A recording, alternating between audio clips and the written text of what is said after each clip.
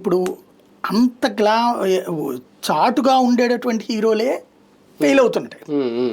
ఓవర్గా జనానికి కనబడేటప్పుడు ఇంకోటి ఈ రాజకీయ ఇప్పుడు చిన్న సింపుల్ లాజిక్ ఏంటంటే ఇదివరకటి రోజుల్లో పవన్ కళ్యాణ్ని హీరోగా చూసేటప్పుడు వైఎస్ఆర్ కాంగ్రెస్ పార్టీలోనూ అభిమానులు ఉంటారు, తెలుగుదేశంలోనూ ఉంటారు, అన్ని పార్టీల్లో ఉంటారు. వాడు పార్టీతో సంబంధంగా చూడ్డు, సినిమా యాక్టర్గా హీరోగా చూస్తాడు. ఎప్పుడైతే నువ్వు దీంట్లోకి వచ్చారో అప్పటి నుంచి అంటే అంతకుముందు ఏంటి అన్ని వర్గాల నుంచి అభిమానులు ఉంటారు.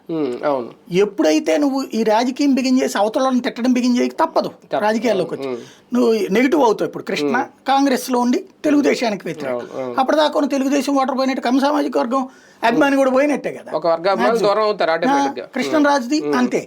అట్లాగే ఈయనకైనా సరే వైఎస్ఆర్ కాంగ్రెస్ పార్టీకి రాష్ట్రంలో 40% ఓట్లు, వాళ్ళకి వ్యతిరేకమే ఇతను. ప్లస్ తెలుగుదేశం వాళ్ళు ఫస్ట్ తమ దైవాంశ సంభూతుడిగా చూసేది బాలకృష్ణ.